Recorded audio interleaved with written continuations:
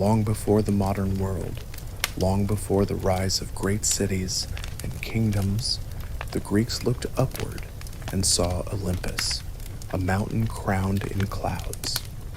They believed that high above the storms and the snows, a family of gods watched over the earth. These gods were not distant forces, but beings with familiar passions.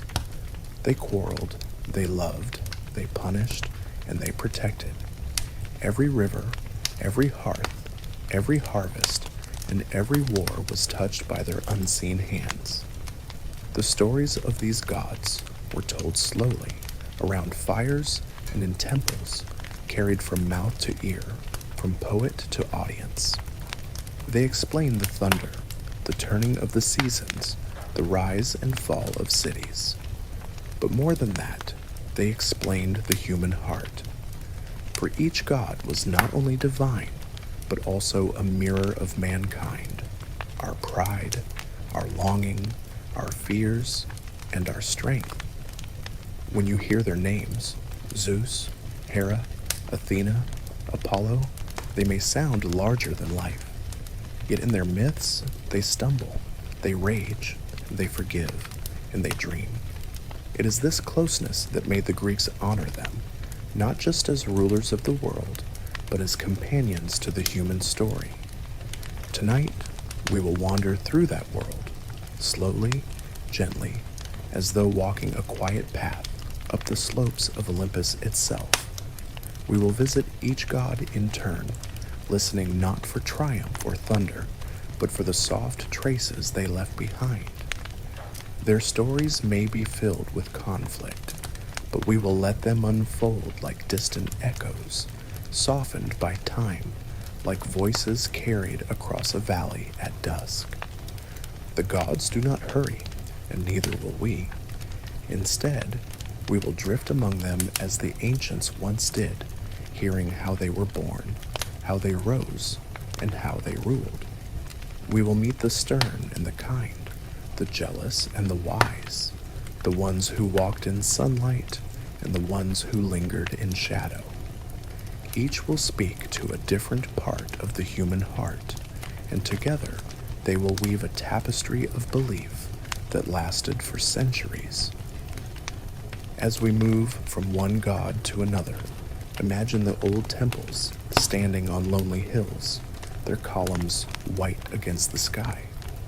Imagine the smell of smoke rising from offerings, the sound of prayers whispered into the air. These gods no longer demand sacrifice, but their stories still live, steady as starlight. And so we begin, not with battles or thunder, but with silence, a mountain, a sky, and a belief that above the world sat a family of immortals, their lives forever shaping our own. This is their story, and we will tell it slowly, as though the night itself were listening. Good evening, Olympus. Your halls may be quiet, but your names remain. Long before the modern world, long before the rise of cities, and long before history was written in books, the Greeks looked up at the sky and saw Olympus, a mountain crowned in mist, its peaks hidden among the clouds. To them, it was not only stone and snow, but a throne of the divine. They believed that high above the storms, a family of gods lived and watched, their unseen presence touching every corner of the earth. These gods were not distant or silent. They were thought to be alive in every thunderclap, every harvest, every birth, and every war. When the sea grew wild, it was the anger of Poseidon. When the hearth burned gently, it was the gift of Hestia. When the grain rose golden in the fields, it was the care of Demeter. Nothing was untouched. The world was alive with gods, each one shaping the rhythm of human life. But the gods were not flawless. They quarreled, they envied, they loved and betrayed, punished and forgave. They were as much human as they were divine. The Greeks understood them not as perfect beings, but as reflections of themselves, reflections raised to a larger scale, vast enough to explain both the fury of storms and the tenderness of spring. The poets told these stories in long verses, sung to lyres in halls and at festivals. Children learned the names as they grew, repeating them as naturally as one might recite the seasons. Zeus, Hera, Athena, Apollo. Each name carried weight, and each name carried a story. Stories of birth, of triumph, of sorrow. Stories that explained not only the world around them, but also the world within. Imagine sitting in a small village centuries ago, with the fire low and the night stretched long. A storyteller begins to speak. His voice is unhurried, steady as the turning of the stars. He tells of a thunderbolt, of a goddess born in armor, of a huntress with silver arrows, of a sea god stirring beneath the waves. His listeners do not ask if the tale is true. They already know it is true, for truth lies not in fact, but in meaning. These stories explained why the seasons changed, why the harvest failed, why war began, and why love endured. They gave shape to mystery, and in their telling, the gods lived. And so, tonight, we will walk slowly through those same halls of memory. We will not rush or strain to follow every detail.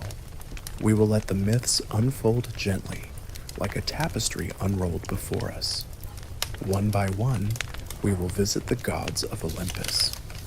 We will listen to their stories, not as lessons to be memorized, but as quiet echoes carried down through time. Zeus, king of the sky, whose rule was thunder. Hera, the queen, fierce in her watchfulness. Athena, who rose from thought alone, calm and precise. Apollo, golden with prophecy and song. Artemis, silver with silence and shadow. Ares, roaring with fury. Hephaestus, steady at the forge. Aphrodite, desire itself, born of the sea. Hermes, quick and clever, crossing all boundaries. Hestia, the fire in every home. Demeter, patient and grieving, tied to the rhythm of the fields. Persephone, who lived in two worlds. And Dionysus, god of frenzy and wine, arriving late to Olympus but never ignored. Each one holds a place in the great story of the Greeks. Each one mirrors a part of the human heart, and together they form a family, restless, quarrelsome, immortal, and yet strangely familiar. As we speak of them, imagine the temples on lonely hills, white columns rising against the sky, the smoke of sacrifices lifting in curling lines, the hush of worshippers waiting for a sign. The gods are no longer called upon in this way, but the memory of them endures. The memory is enough. We will not call them down with thunder. We will not bow before their altars. Instead, we will remember, slowly, quietly, letting each name linger like a breath, letting each story settle into stillness. For though Olympus is silent now, the gods remain in the stories we carry. They remain in paintings and poems, in statues and songs. They remain whenever we look at lightning and wonder, whenever we see the harvest ripen, whenever we gather around a fire and listen to tales of the old world.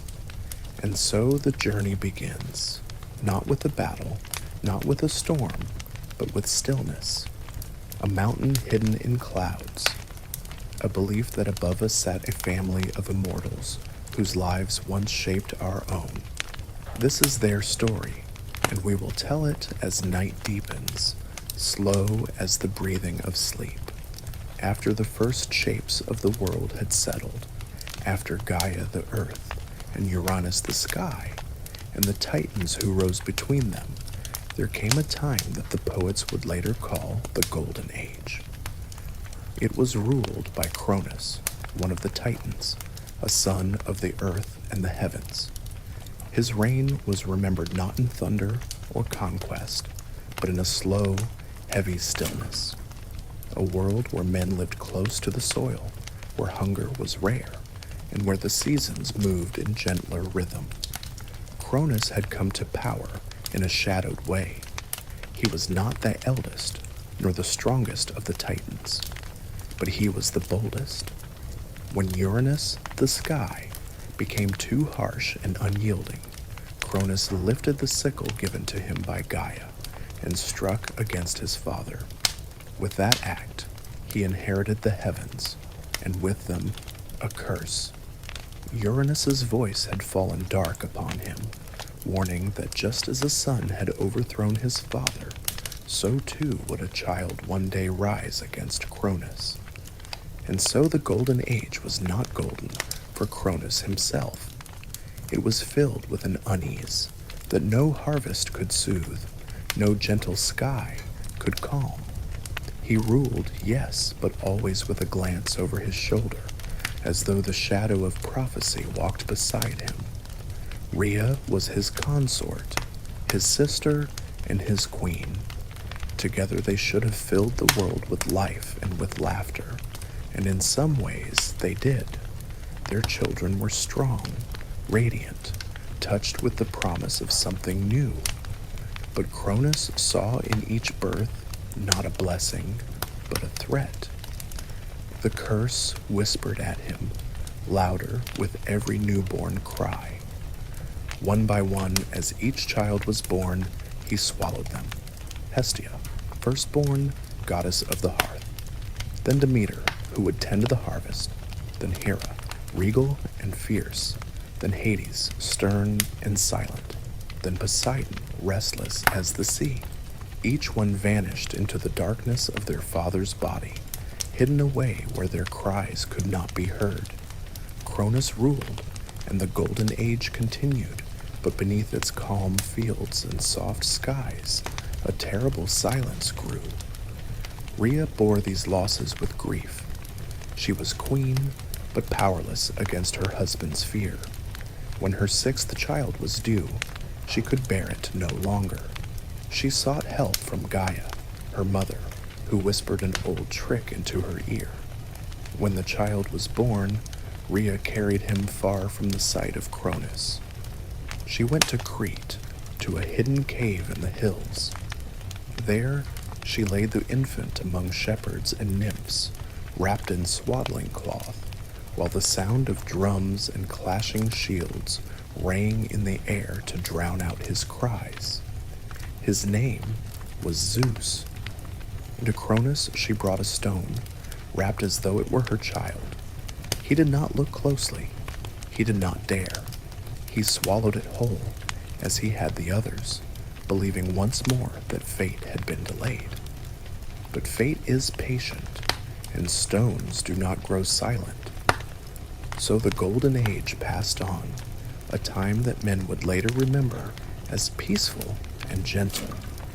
A time when crops rose without toil, when animals wandered unafraid, when justice was not yet a thing to be written in laws, for no one yet had wronged another.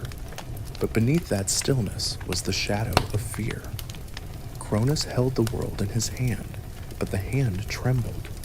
He had built his reign not on trust, but on devouring, on silence, on the hiding away of life itself.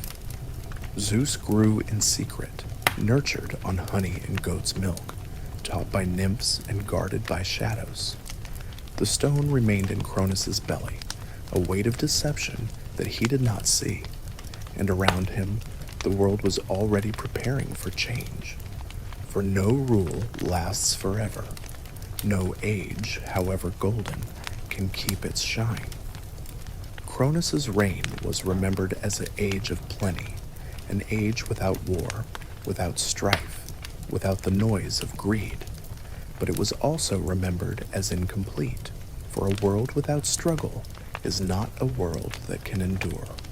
The prophecy whispered on, and in time, the child who had been hidden would return. For now, though, the Golden Age lingers in memory, a time of rest, a time of abundance, a time when even the gods were young and the world seemed simple. But golden light, no matter how soft, always fades toward dusk. As Zeus began life not in a palace, but in hiding. While his father Cronus swallowed each child Rhea bore, the sixth was saved by trickery. The stone she had wrapped in swaddling clothes was taken by Cronus in haste, and in his fear he devoured it without question. Rhea, freed for a moment from despair, carried her newborn far from her husband's eyes. She journeyed to the island of Crete, to a cave tucked into the folds of Mount Ida. There she laid the infant Zeus in secret. The nymphs of the forest tended him, and a goat named Amalthea gave him milk. To keep his cries from reaching the ears of Cronus, the Curetes, warrior dancers, clashed their shields and stamped their feet in rhythm, so the sound of life was hidden within the noise of battle. Thus, the king of the future was nurtured in silence and in song, his life beginning beneath the earth, cradled by shadows and secrecy. As Zeus grew, so did his strength and cunning. He learned the ways of the mountain, the patience of shepherds, the power of storms that rolled across the sea. His teachers whispered to him of his brothers and sisters, swallowed into darkness, waiting for release. They told him of his father's fear, of the prophecy that could not be outrun. In these tales, Zeus found his purpose. He was not merely a child saved from death. He was the answer to a curse, the one destined to bring change to the world. When he had grown strong enough, Zeus returned from his cave. He did not stride into battle at once. He came instead in disguise, serving as cupbearer to Cronus, who did not know him for his son. Patiently, he poured the wine, waiting for the moment to strike. With the aid of Metis, goddess of cunning thought, he mixed into the cup a potion that would turn his father's stomach against him. Cronus drank, and the spell took hold. With a groan, he was forced to disgorge what he had long hidden. Out came Hestia, firstborn, blinking in sudden light. Then Demeter, Hera, Hades, Poseidon, each one freed, each one grown whole within the dark. Last of all came the stone, wrapped in cloth, the false child Cronus had swallowed years before. The weight of deceit rolled from his body, and the prophecy he had feared for so long began to take shape. The children of Cronus stood together, no longer prisoners, but allies. Zeus was their leader, not only by fate, but by strength and will. Together they looked upon the world their father had ruled, and they saw it waiting for change. The age of Titans had been long, but it was not eternal. A new order was rising, born not from stillness, but from struggle, from release, from the promise of something greater. Zeus claimed the sky as his inheritance, the wide vault above all things. His brothers were promised realms as well. Poseidon the sea, restless and deep, and Hades that underworld, shadowed and still. But before those realms could truly be theirs, the old rule had to be broken. Cronus and the Titans would not yield willingly, and the children of Rhea would not wait quietly. The world stood on the edge of war. Yet for a moment, in that first breath of freedom, there was no war cry, only the hush of wonder. Brothers and sisters embraced, their bonds renewed. The sky seemed brighter, the air lighter. For the first time since their births, they were whole, and they were together. The rise of Zeus was not only the fall of Cronus, but the awakening of a new age, an age that would shape the beliefs of countless generations. Still, destiny does not unfold in silence. Cronus, though weakened, was not yet finished. The Titans stood behind him, vast and ancient, unwilling to surrender their power. The release of the children was only the beginning. The true rise of Zeus would come not from trickery, but from war, a war that would shake the earth and the heavens alike. For now, though, we leave Zeus at this turning point. The boy who once cried in secret has grown into a leader, the youngest child who would soon become the mightiest of gods. His path has opened, the threads of fate woven firmly in his hand. From cave to throne, from hidden cradle to high Olympus, his journey had begun, and the world was already leaning toward his reign. The release of Zeus and his siblings was not the end of Cronus's power, but the beginning of its unraveling. For the old Titan was not alone. Around him stood his brothers and sisters, the elder gods who had ruled since the sky was first struck apart from the earth. They were vast, proud, and unwilling to surrender their thrones. Zeus and his kin were young, strong, and newly freed, but to claim the world they would have to fight for it. And so the Titanomachy began, the war between the old order and the new. The battleground was the world itself. Mountains shook beneath the weight of gods. Rivers changed course as giants clashed. The sky was split with thunder, and the sea boiled with fury. For 10 years the war dragged on, neither side yielding, neither able to claim victory. The Titans fought with the strength of ages, heavy and unbending, while the children of Cronus fought with fire in their blood, quick and fierce. At first the battle was even, and the outcome uncertain. But Zeus knew that strength alone would not be enough. He sought allies where his father had made enemies. In the depths of Tartarus, imprisoned by Uranus and forgotten by Cronus, lay the Cyclopes, giants with a single eye blazing in their foreheads, and the Hecatoncheires, creatures with 100 hands and 50 heads, locked away for their terrifying power. Zeus descended into their prison and broke their chains. The Cyclopes, grateful for freedom, repaid him with gifts. To Zeus they gave the thunderbolt, a weapon of pure storm, the crack of lightning bound into his hand. To Poseidon they gave the trident, 3-pronged and mighty enough to stir the seas into whirlpools. To Hades they gave the helm of darkness, a hood that made its wearer unseen by gods and men alike. With these weapons, the children of Rhea became more than rebels. They became forces of nature.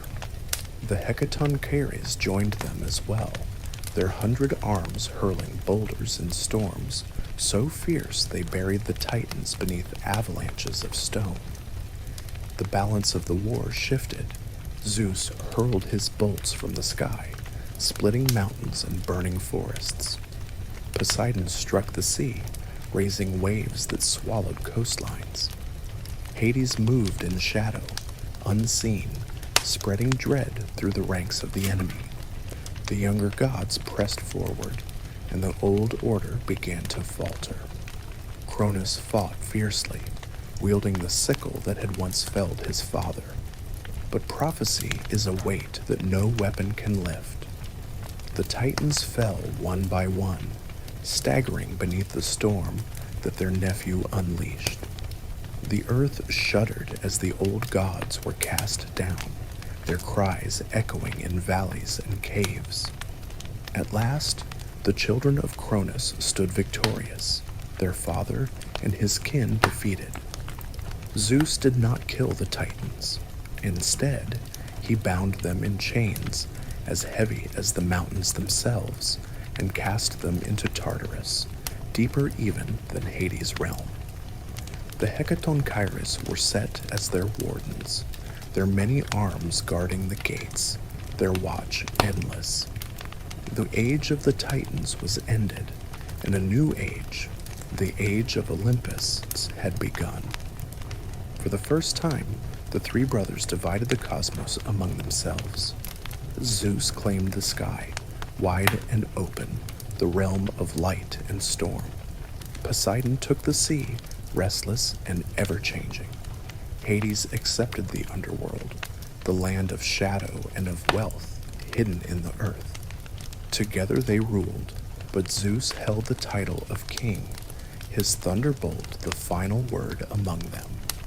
And so the War of the Titans became memory, a tale of struggle between old and new, of fathers and sons, of cycles that repeat in time. For Uranus had fallen to Cronus, and Cronus had fallen to Zeus. Each age had overthrown the one before it, and each age would one day face its own end.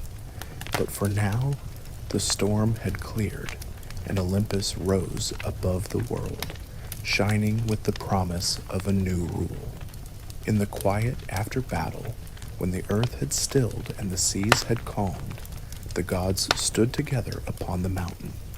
They looked out across the world, forests and rivers, cities yet unbuilt, generations yet unborn. Their reign had begun, and the stories that would follow would carry their names forever. The war had been long, but it was only the opening act of a far greater tale. The War of the Titans had ended, but the world was not yet at peace.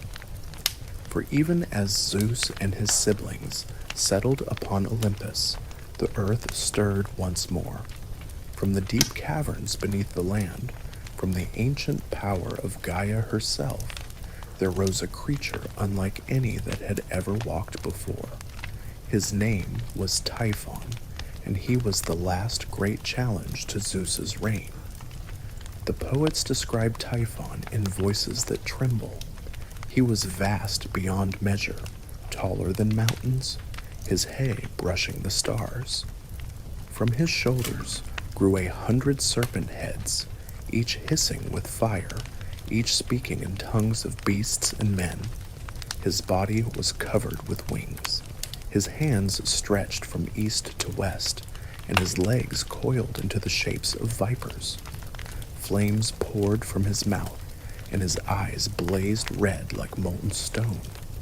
Where he walked, forests burned, seas boiled, and even gods turned their faces away.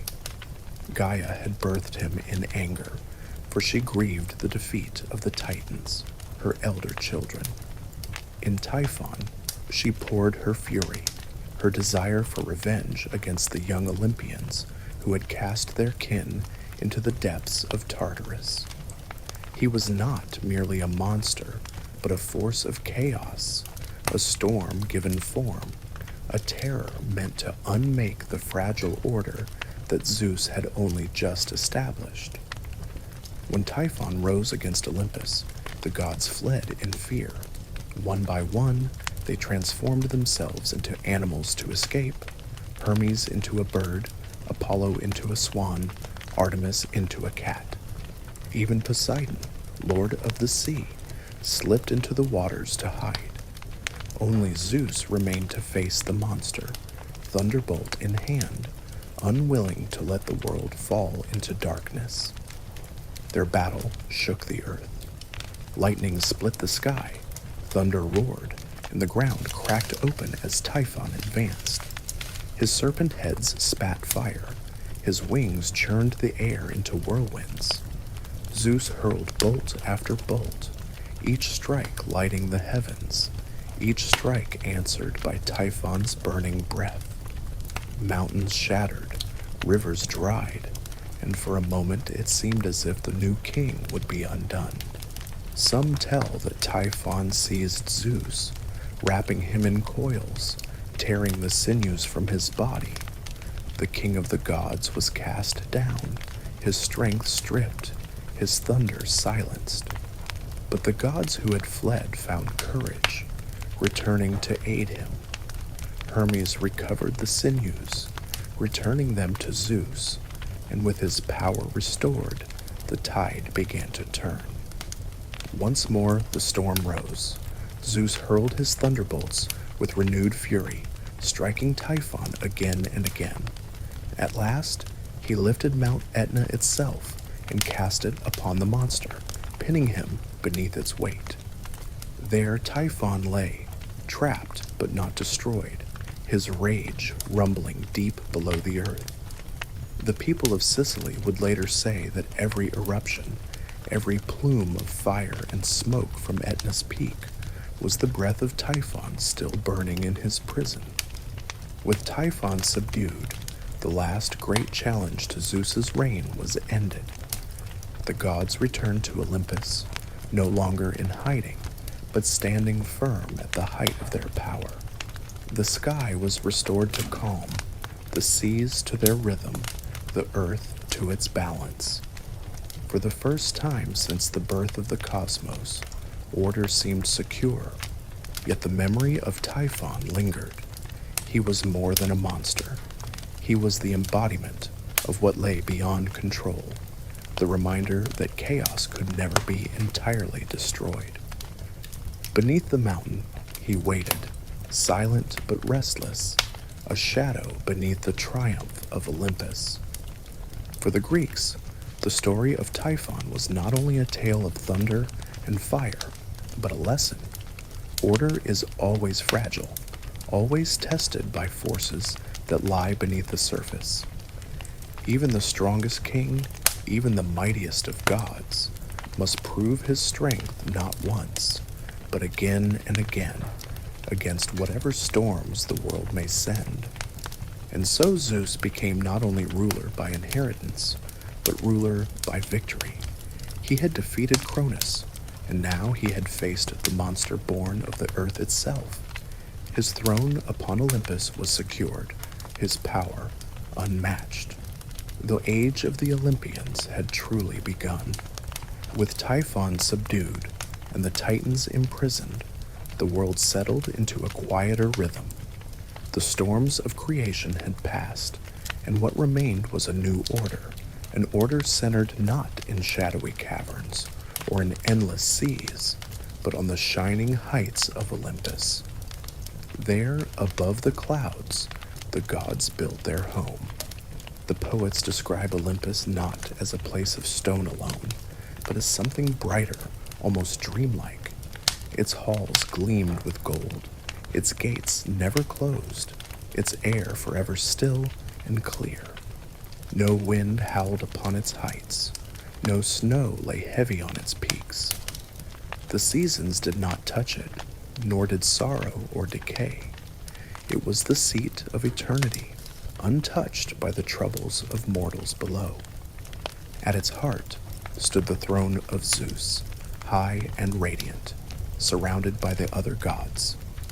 He was king, not only by birth or by battle, but by the steady presence of his thunderbolt, always close at hand. Yet though he reigned supreme, Olympus was no silent court. Around him gathered the immortals, each with their own power, their own voice, their own place in the chorus of divinity. Beside him sat Hera, his queen, regal and watchful. Her eyes missed little, and her temper was swift when wronged. She was the goddess of marriage and family, yet her own life with Zeus was marked by quarrels and suspicion. Still, her presence commanded respect, for she embodied not only jealousy, but loyalty, not only wrath, but endurance. In Hera, the Greeks saw the unyielding bond of family, both its trials and its strength. Hestia, eldest of the siblings, tended the sacred hearth of Olympus. Her fire was steady, quiet, and eternal. She did not quarrel as others did, nor did she seek glory. Instead, she gave warmth, so a flame that reminded the gods and mortals alike of home. In every house, every temple, a fire was kept in her honor, for to neglect her flame was to neglect peace itself. Demeter, goddess of the harvest, was also seated among them. Her hair was bound with sheaves of wheat, her hands heavy with fruit and grain. She carried both abundance and grief, for she knew that the earth gives but also withholds. Mortals depended upon her more than any other, for their survival was bound to the cycles she ruled. Athena's place was calm and deliberate. Born from Zeus's own thought, she stood as the goddess of wisdom, strategy, and craft. She did not boast, but when she spoke, the others listened. She carried the spear, yet also the loom, and her gifts built cities as much as they won wars. Her presence was a balance of strength and serenity. Apollo shone among them, the god of light, prophecy, and music. His lyre rang through Olympus, softening tempers, filling the halls with harmony. Artemis, his twin, walked in contrast, quiet and swift, a huntress who kept to the forests and the moonlit paths. Yet even she had a place in the court, for her independence was a form of power the others respected. Ares, the god of war, was more restless. His armor clattered in the stillness, his temper often rising to challenge. He was not beloved, even among the gods, but he could not be ignored. Wherever strife broke out, his shadow followed, a reminder that conflict was as eternal as peace. Hephaestus the smith limped among the shining halls, but carried the greatest strength of hand. His forge supplied weapons, thrones, and treasures, each one crafted with patience. Though he was mocked at times for his crooked gait, his work gave Olympus its very splendor. Even the thrones the gods sat upon were his gift. Aphrodite's presence was gentler, but no less commanding. Born of the sea's foam, she brought desire wherever she walked. Even the gods themselves could not always resist her charm. She was a reminder that beauty itself is power, and that the heart can rule as strongly as the hand. Hermes darted between them, quick and clever, messenger and trickster. He moved from Olympus to the mortal world and back again, carrying words, guiding souls, and stirring laughter with his wit. He was the bridge between realms, never still, always watching. Last came Dionysus, the youngest, who arrived later than the others. God of wine, of theater, of frenzy and joy, he was welcomed not without debate, but in time his place was secured, for he represented something the others lacked: release, the wildness that balances order, the ecstasy that balances reason. Together, they formed the Olympian court, a family as much as a council, a chorus of voices both harmonious and discordant. Their reign was not without quarrels, nor without contradictions, but it was enduring. From this mountain, they ruled sky, sea, and underworld, shaping the fate of mortals and of each other. Olympus was not merely a throne, it was a reflection of the human heart, with all its strengths and failings. And as the gods sat in their shining hall, the world below lived in their shadow, whispering their names, telling their stories, and keeping their memory alive. Among all the gods seated on Olympus, none carried dignity quite like Hera. She was queen, not by gift or accident, but by strength of will and endurance. Her crown was not forged of gold alone, but of memory, of wrongs endured, of power preserved, of vows kept even when broken by another. To the Greeks, Hera embodied the bond of marriage, but also the sharp edges of betrayal.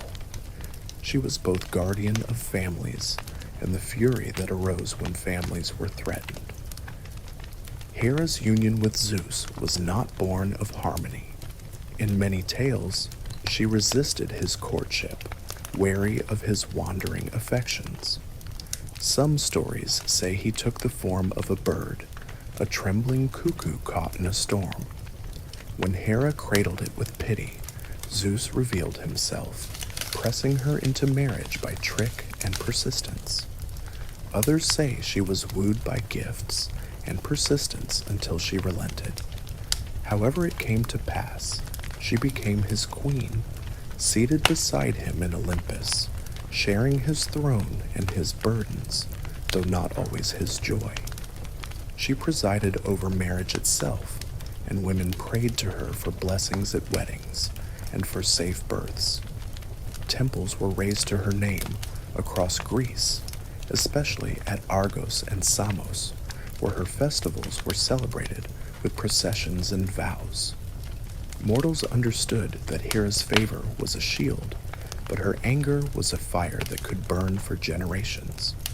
For if Zeus was thunder, sudden and loud, Hera was memory, steady and enduring. Her stories are filled with her wrath, not only against Zeus, but against those he favored. When Zeus strayed, it was not only he who bore her fury, but the women he pursued and the children they bore. To mortal eyes this could seem cruel, but to the Greeks, Hera was not cruel so much as inevitable, the living symbol of jealousy, the force that binds and punishes in equal measure. Heracles, the greatest of heroes, was her most famous target. Born of Zeus's union with Alcmene, Heracles carried in his blood both god and man. Hera marked him from the cradle, sending serpents to his bed. The infant crushed them in his fists, proving strength even before speech. Yet her hatred lingered. In manhood, she clouded his mind with madness, leading him to slay his own family. The 12 labors he performed were penance for that act, yet behind each trial, the whisper of Hera's will could be felt. She did not destroy him, but she shaped his legend through suffering. She persecuted others as well. Semele, mother of Dionysus, who was tricked into demanding to see Zeus's true form and perished in flame.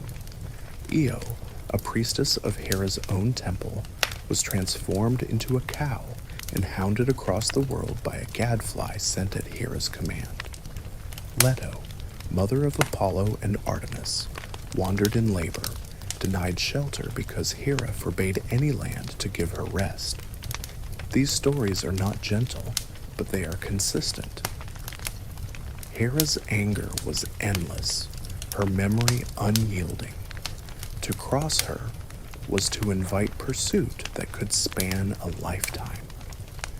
Yet she was more than vengeance. She was also protector.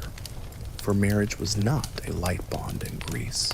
It was the foundation of households, the fabric of society. Hera presided over that bond, blessing unions, ensuring fertility, and standing as patroness of women. She was worshipped not only in fear but in reverence, for her power was seen as necessary, her presence inevitable. Without her, the sacred promise of marriage would lose its weight. In art, she was depicted as stately and majestic, often crowned with a diadem, a scepter in hand, a peacock by her side. The bird, with its many eyes, was said to honor Argus, the 100-eyed guardian who had once served her faithfully. Even in symbols, Hera remembered. She carried with her the dignity of rule and the relentlessness of watchfulness. The Greeks did not expect their gods to be flawless, nor even merciful. They expected them to be true to their natures, and Hera was unwavering. She could not be bribed into forgetfulness, nor coaxed into softening her stance. If Zeus thundered and moved on, Hera remembered and returned again and again until balance was restored. On Olympus, her voice was sharp, her presence commanding. Even Zeus, king of gods, quarreled with her often, and in some tales, he even feared her temper. yet she was also his equal, the only one who could sit beside him as partner, not subordinate. Their union was stormy, but it was unbreakable, a mirror of the marriages of mortals, marked by conflict, yet bound by vows. To listen to Hera's stories is to understand that the Greeks saw divinity not as perfection, but as reflection. In Hera, they saw the trials of loyalty, the bitterness of jealousy, the strength of endurance, and the necessity of order. She was queen not because she was kind, but because she was constant. Her reign was not gentle, but it was lasting. And in that, perhaps, there is a deeper kind of majesty. If Hera ruled with memory and fire, then Athena reigned with clarity and light. She was the goddess of wisdom, of strategy, of ordered war and steady craft. Where others moved with impulse, Athena moved with thought. She was born not of womb, but of mind, springing forth fully formed from the head of Zeus, her armor gleaming, her spear already raised. Her birth itself set her apart. She was both daughter and idea, the embodiment of foresight given flesh. The story tells that Zeus, fearing prophecy, swallowed the Titaness Metis, goddess of cunning and wisdom. He believed that in doing so, he had ended the threat she carried, the child foretold to surpass him. But wisdom cannot be buried. It grew within him, pressing against his skull until the pain was unbearable. With a strike from Hephaestus's hammer, or in some versions Prometheus's, Zeus's head split, and out stepped Athena. She was not an infant, but a goddess already mature, already radiant, her war cry echoing across Olympus as the gods looked on in awe. Athena's nature was unlike her siblings. She carried the weapons of war, yet she was not bloodthirsty like Ares.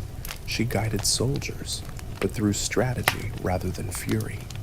To her belonged the shield, the helm, and the spear, but also the loom, the shipwright's tools, and the olive branch. She was as much a goddess of peace as of battle, for she sought resolution through reason before resorting to force. When war came, it was not chaos she embodied, but discipline, the steady hand directing the storm. Athena was often called Pallas, a title recalling both her companionship and her restraint. The Greeks turned to her not in moments of frenzy, but when judgment was needed.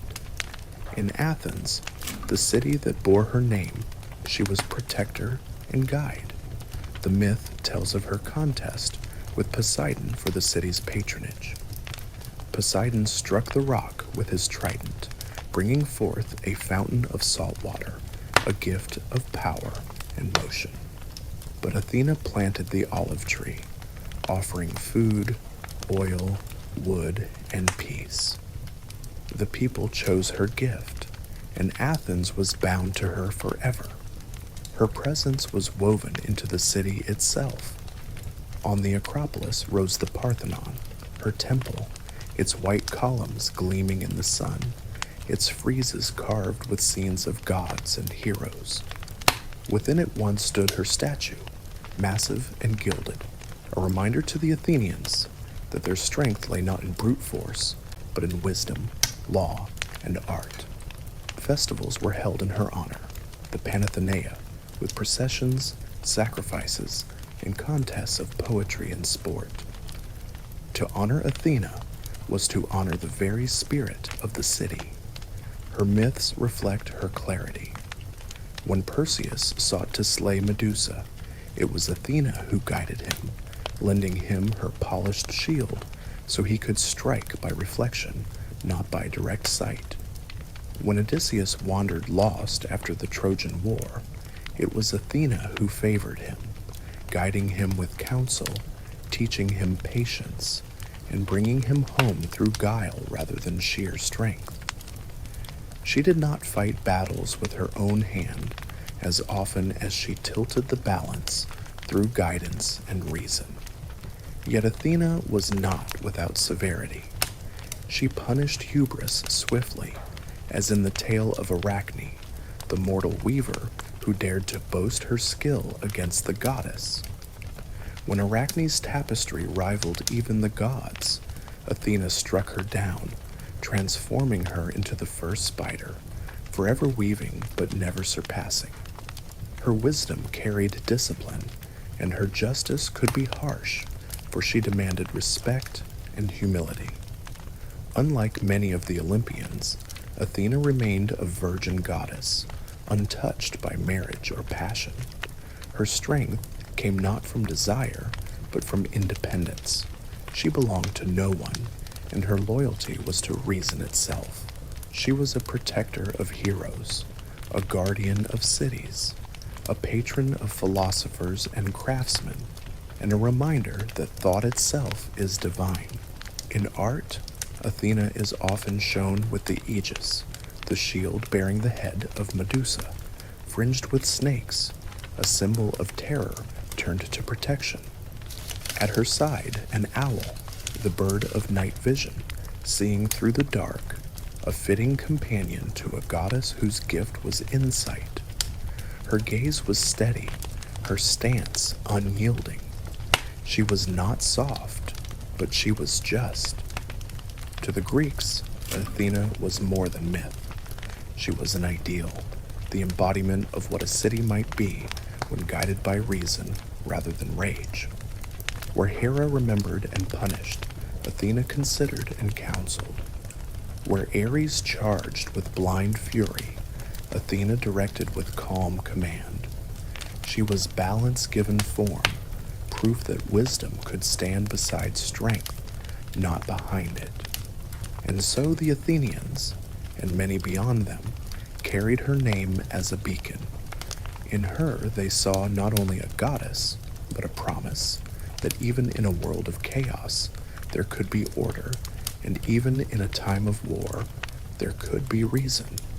Athena, bright-eyed, clear-minded, the daughter of thought itself, watched over them all. If Athena was the clear flame of wisdom, then Hephaestus was the steady fire of craft.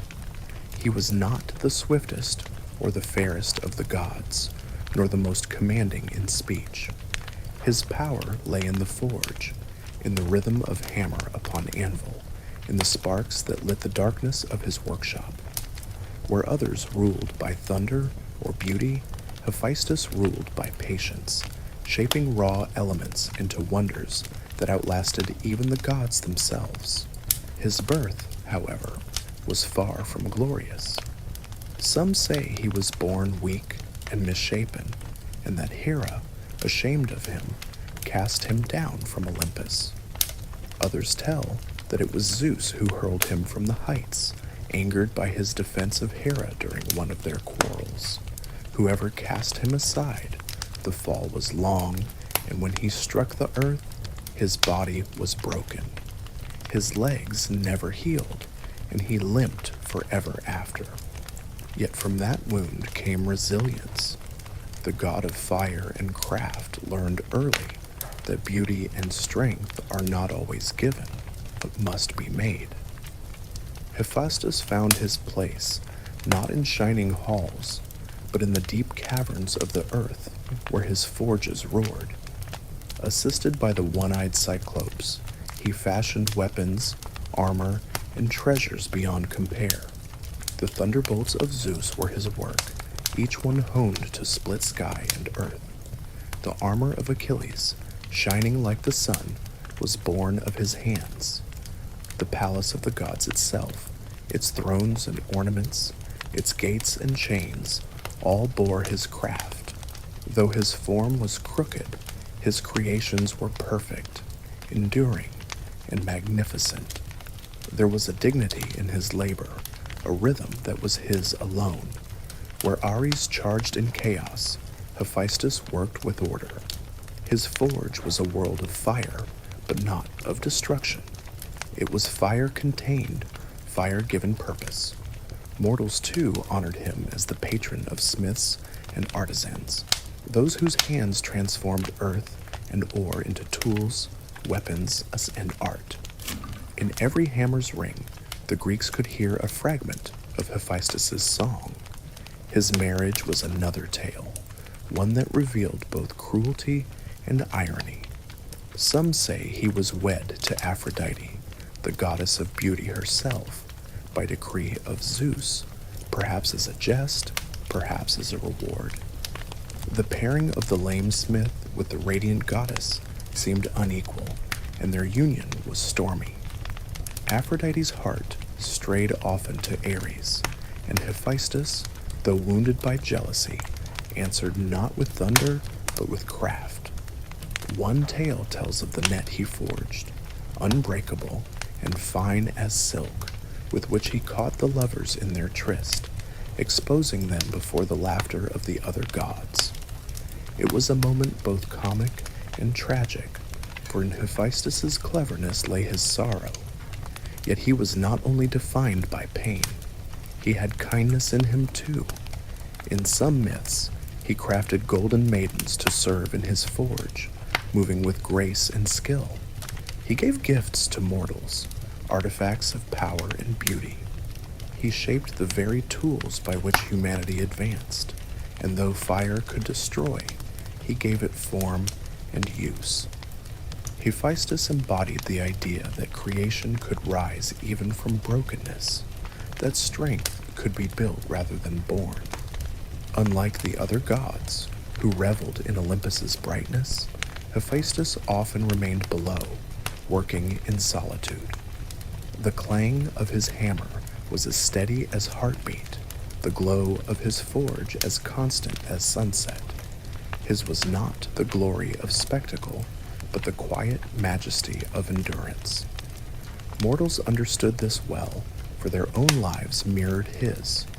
They labored, they endured hardship, they built with their hands. In Hephaestus, they saw a god who, despite his wounds, transformed suffering into mastery. The Greeks did not forget that even in his exile, he returned to Olympus, not as a beggar, but as a craftsman whose skill could not be denied. The thrones of the gods, the weapons of their wars, the jewels of their halls, all came from his forge. His limp did not bar him from Olympus. It reminded all who saw him that divinity did not always wear the face of perfection. Sometimes it limped, sometimes it bore scars, and yet it shone brighter for it. Hephaestus stood apart from the quarrels of his kin. He did not rule storms like Zeus, nor stir jealousy like Hera, nor stride into battle like Ares. He was quieter, yet indispensable. Without him, Olympus would stand empty, weaponless, unadorned. His forge was the unseen heart of the god's power, his creations the lasting proof that patience and labor could rival even thunder and beauty. So when the Greeks whispered his name, it was not only as a god of fire, but as a god of perseverance. In him, they saw the dignity of the craftsman, the quiet strength of endurance, the beauty to forged from brokenness.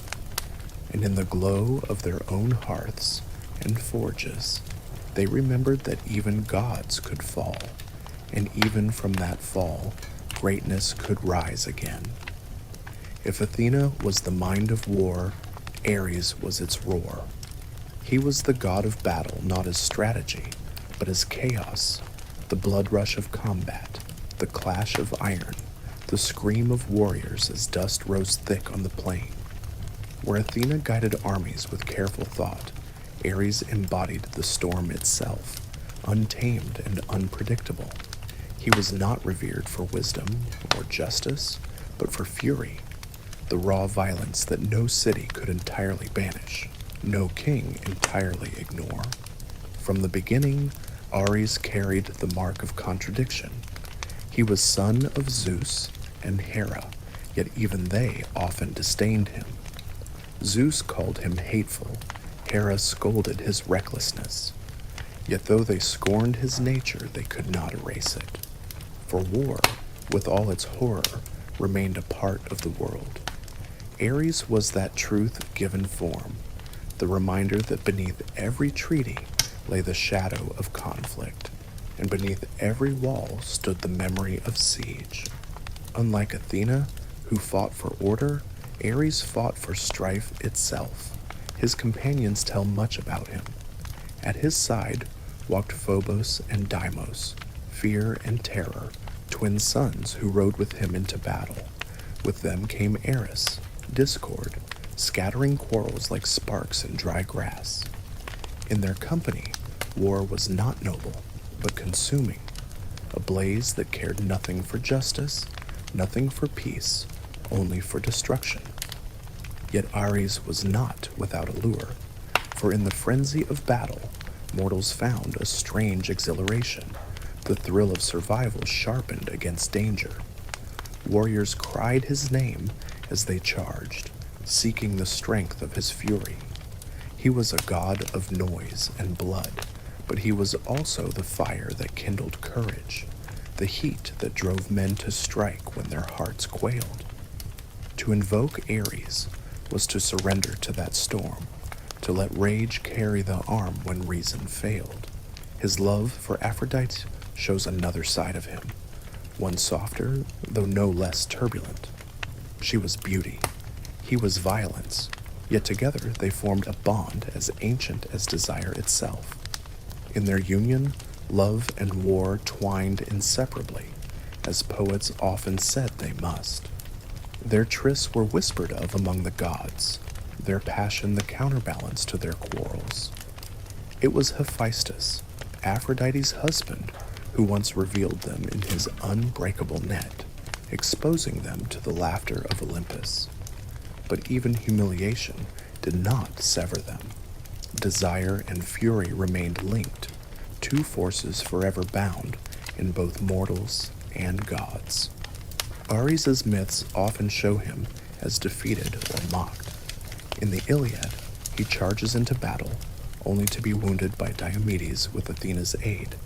His cries echo like thunder as he flees to Olympus, healed by divine hands yet humbled.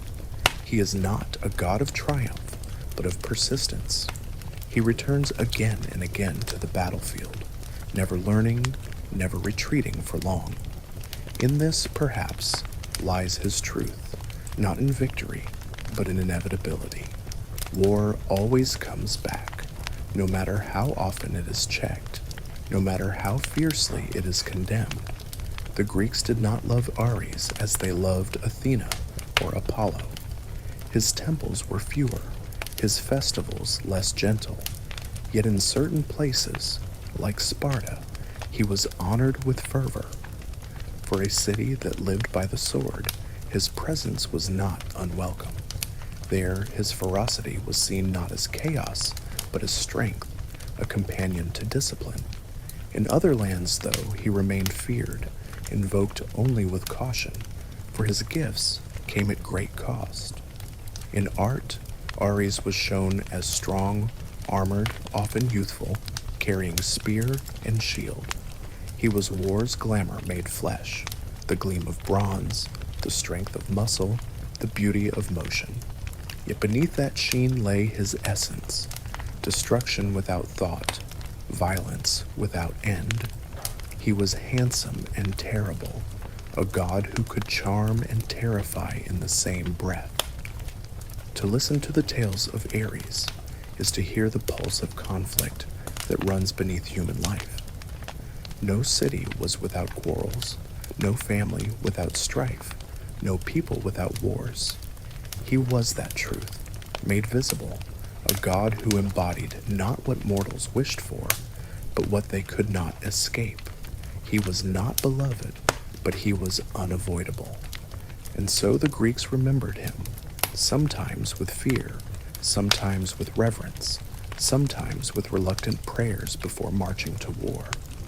They knew that Ares was no gentle guardian, no patient craftsman, no wise counselor. He was the clamor of the battlefield, the unthinking rush, the fire that devours. Yet without him, even the stories of Athena's order or Hephaestus's craft would lose their meaning. For without the storm, there is no need for shelter. Without strife, there is no value in peace. Ares stood on Olympus, not as the most admired, but as the most enduring shadow. The gods might laugh at him, mortals might curse his name, but when the war horns sounded and the earth shook beneath running feet, it was Ares who walked beside them. For as long as men took up arms, the god of war would never be far away. After the noise and fury of Ares, Apollo comes like sunlight after storm. He was the god of clarity, of music, of prophecy, of the steady harmony that gives shape to the world. Where Ares charged blindly into battle, Apollo guided with sight that reached far ahead. He was radiant, often called Phoebus, meaning bright, his presence bound to the sun itself, though the poets sometimes left that role to Helios. Whether as sunbringer or not, Apollo was always light, a light of the mind, a light of the heart, a light that revealed hidden paths. Apollo's birth was touched by struggle. His mother, Leto, carried him and his twin, Artemis, beneath Hera's jealous eye. The queen of the gods forbade any land to give her rest, and so Leto wandered weary and heavy with labor. At last, the floating island of Delos welcomed her. There, with palm trees swaying above, and the sea all around, Apollo was born beneath the sky. The island, though small, became sacred, forever tied to his name. From the start, Apollo was bound to the bow and to the lyre. His arrows brought plague as easily as healing, swift and unseen, striking from a distance. Yet his lyre softened those same hands, his music filling Olympus with peace, mortals with wonder, and even stones with motion. To hear Apollo's song was to feel order itself, each note falling in place, each sound echoing the balance of the cosmos. But more than music or archery, Apollo was known for prophecy. At Delphi, the most sacred of oracles, his priestess spoke in riddles, her voice carrying the god's message to kings and wanderers alike. The Pythia, seated above a chasm that breathed mysterious vapors, gave answers that could shape wars, decide laws, and change lives. Her words were often veiled, layered with meaning, for Apollo did not grant clarity without challenge. Mortals had to listen, to interpret, to understand that the truth of the future is never simple. Apollo was not only divine radiance, he was also capable of pride and wrath. When mocked or slighted, his punishment could be swift. The tale of Niobe tells of a queen who boasted of her many children, scorning Leto for bearing only 2.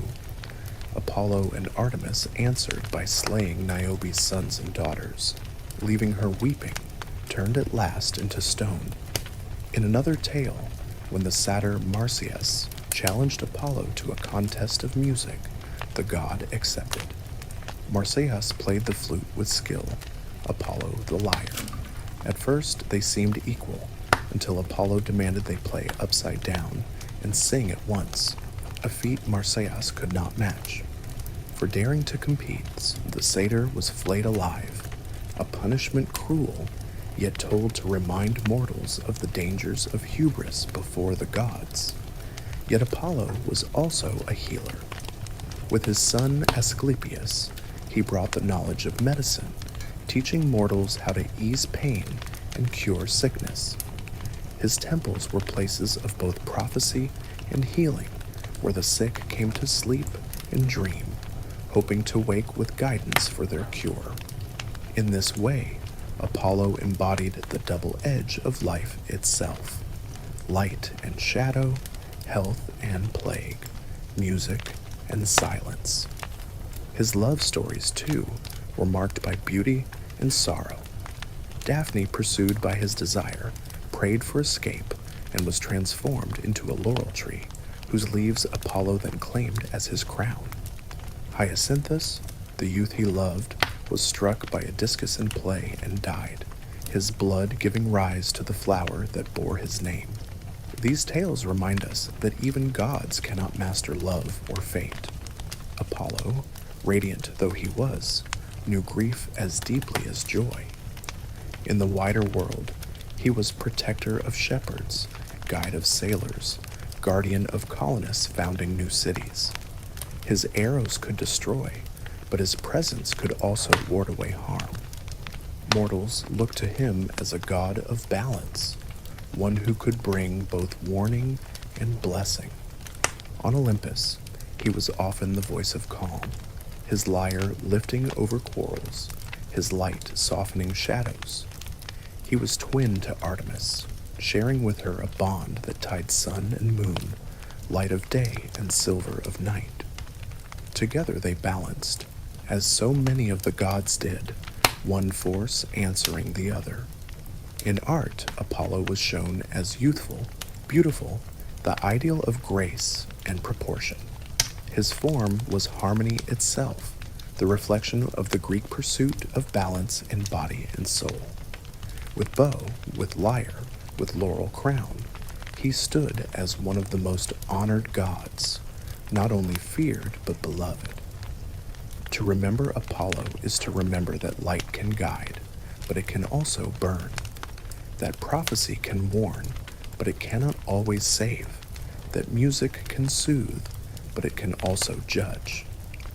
He was the brightness of Olympus, the god who saw further, reached deeper, and sang louder than most. And in his songs, the Greeks heard the order of the world itself. If Apollo was the sun's bright clarity, Artemis was the cool silver of the moon. Twin children of Leto, born on the wandering island of Delos, they shared blood and bond, yet stood as mirrors to one another. Where Apollo's lyre rang in open halls, Artemis moved silently through forests. Where he revealed the future at Delphi, she guarded the untamed wild. Together they were light, but hers was softer, cast in shadows and silence. Artemis was the goddess of the hunt, of wild animals, of the moon, and of maidens who chose independence over marriage. From her earliest years, she asked Zeus, her father, for gifts that set her apart. She wished never to be bound in wedlock, never to sit at the hearth as wife or mother. Instead, she asked for forests and mountains to roam, a bow and arrows to carry, a band of nymphs to hunt at her side, in eternal youth. Zeus, amused and indulgent, granted her wishes. Thus Artemis stood forever young, forever free, a goddess who answered to no husband and whose strength was entirely her own. Mortals prayed to her for safe childbirth, even as she herself remained untouched by love. This paradox was not strange to the Greeks, for Artemis embodied the mysteries of womanhood in all its stages, maiden, protector, and silent watcher at the threshold of life. She was both midwife and hunter, both nurturer and destroyer. When women labored, they called to her for mercy. When deer fled through the forest, their lives too were in her hand. She was giver and taker, gentle and fierce, and always sovereign. Her arrows were as swift as Apollo's, but they struck differently. They carried sudden death, often without warning, falling on mortals who offended her. The tale of Actaeon tells of such wrath. A hunter, wandering through the woods, stumbled upon Artemis bathing with her nymphs. For gazing upon what was forbidden, he was transformed into a stag, and his own hounds tore him apart. In another story, Orion, the great hunter, walked beside her as friend or perhaps lover, depending on the tale. But his fate was sealed by hubris or jealousy, either struck down by Artemis herself or slain through Apollo's trick, his body later set among the stars. These stories remind us that Artemis's favor was rare and fleeting, her independence not easily shared.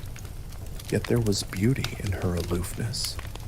She was the protector of the young, especially maidens, and the guardian of animals. Shrines to Artemis often stood on the edges of cities, where wilderness met settlement. She represented the border, the liminal space where human order gave way to the wild. Mortals honored her there, leaving offerings of fruit, animals, and woven garlands, seeking her blessing for hunts, for safe passage, for fertility, or for peace. Her presence was often felt in quiet places, in the sound of leaves stirred by wind, in the flash of a deer's white tail, in the pale glow of moonlight across a darkened field. She was not a goddess of noisy temples and festivals, but of stillness. To encounter her was not to be dazzled, but to be hushed, stilled into awareness of the world beyond walls and fires. The Romans later called her Diana, and in that form she retained much of her nature: huntress, moonbringer, protector of women. But to the Greeks, Artemis was more than a goddess to pray to. She was a reminder that freedom itself is sacred, that solitude has power, that silence can be as commanding as song.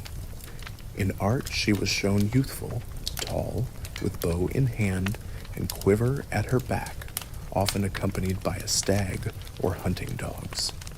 A crescent moon sometimes crowned her brow, marking her place in the heavens. Unlike Aphrodite, whose beauty drew desire, Artemis's beauty was untouchable, cool as the moonlight itself. She inspired awe rather than longing, respect rather than pursuit. Her bond with Apollo remained strong, twin lights of day and night, balancing each other's domains. Where he guided cities and temples, she guided forests and shadows. Where his lyre filled the air, her silence filled the spaces between. They were two sides of one truth, light in its many forms, life in its many rhythms. To speak of Artemis is to speak of boundaries, between childhood and adulthood, between wilderness and civilization, between life and death.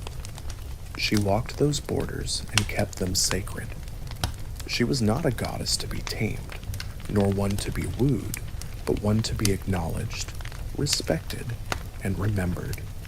And so, under moonlight, the Greeks whispered her name, hoping for protection, fearing her anger, and marveling at her independence. Artemis, a huntress of the wild, silver of the night, forever young, forever free.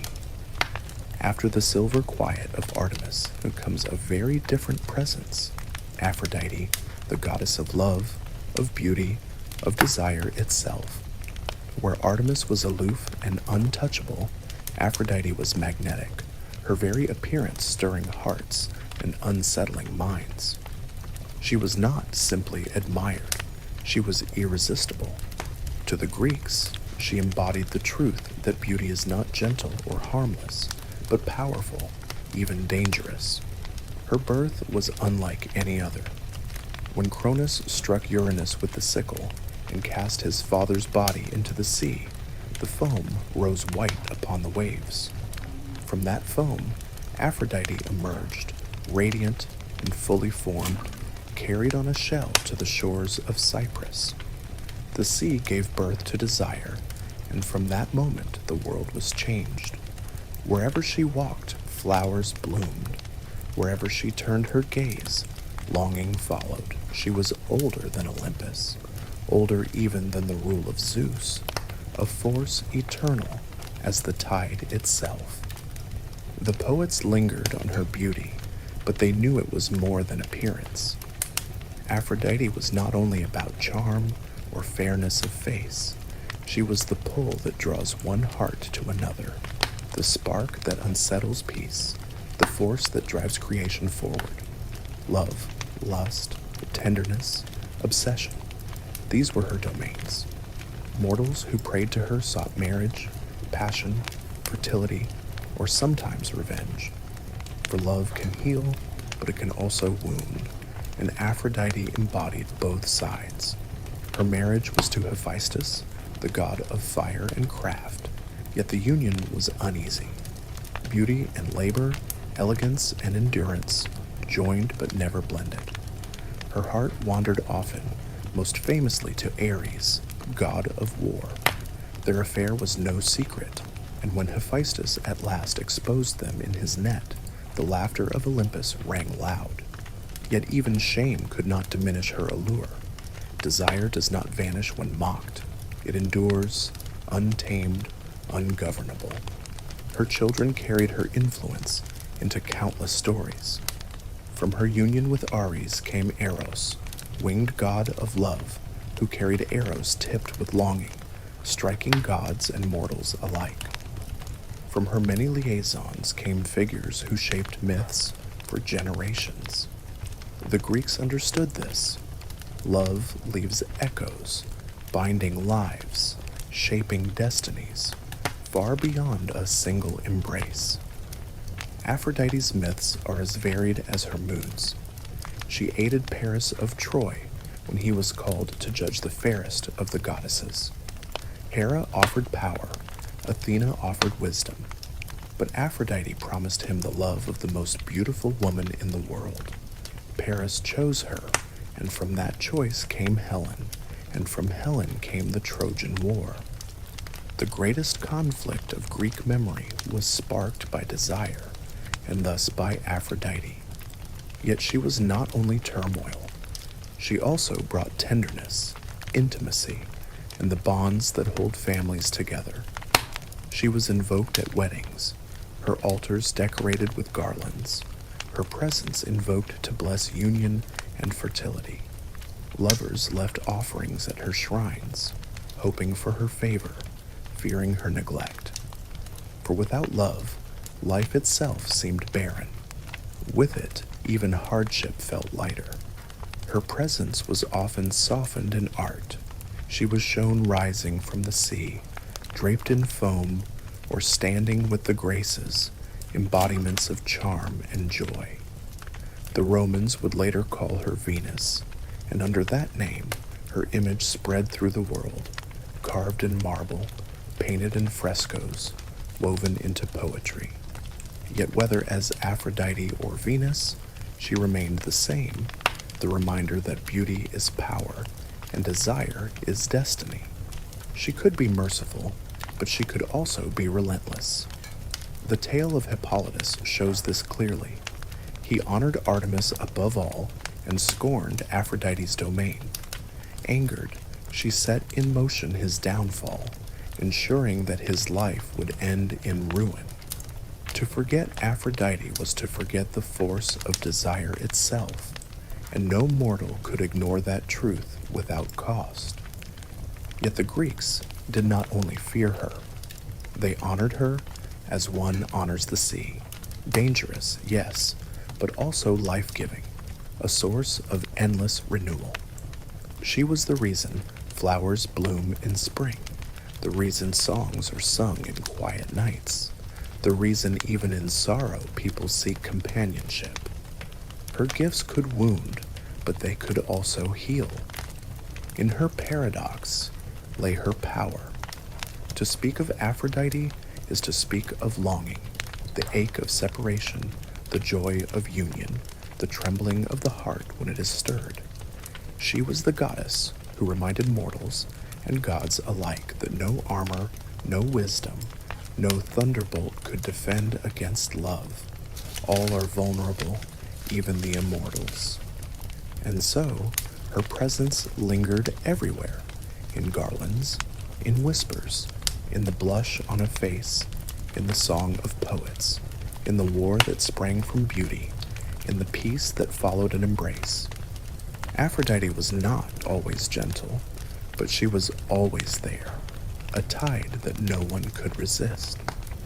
If Aphrodite was the tie that pulled hearts together, Hermes was the wind that carried them apart, quick and elusive, never still. He was the messenger of the gods, the trickster, the guide of travelers and souls alike.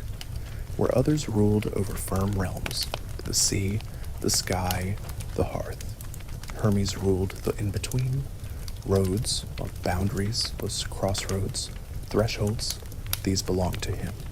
His was the motion between places, the laughter between solemn words, the clever solution that turned failure into escape.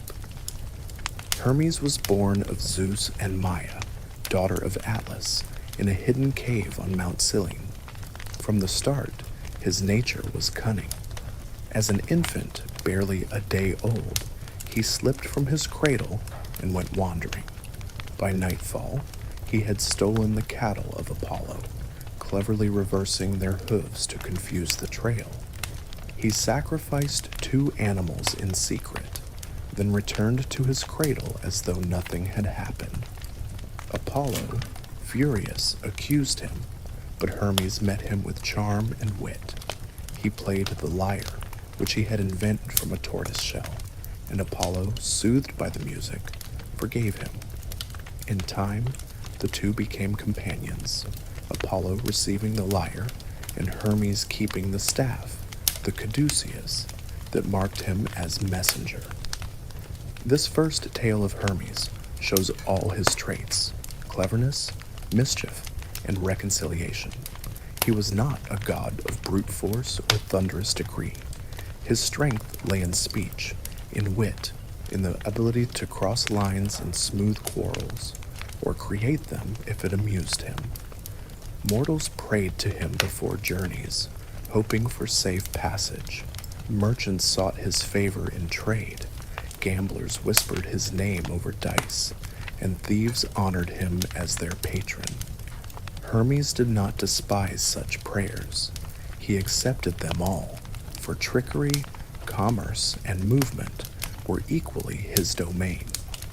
On Olympus, he was Zeus's trusted herald, swift of foot, winged sandals carrying him faster than thought. He bore messages to mortals and gods, bridging realms with ease. When Persephone was taken into the underworld, it was Hermes who escorted her back to her mother. When Priam, king of Troy, braved the Greek camp to beg for Hector's body, it was Hermes who guided him safely, unseen. In war and in peace, in sorrow and in joy, Hermes moved silently between, always present, never bound. He was also Psychopompos, the guide of souls, leading the dead to Hades. Unlike other gods, who avoided the shadow of death, Hermes did not flinch. He walked freely between life and death, comfort to the newly departed, swift escort to the underworld's gates.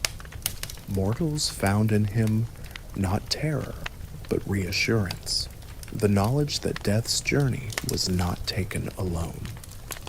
Hermes' stories often show him playing with rules, not breaking them cruelly, but bending them with wit. He was a thief, yes, but never aimless.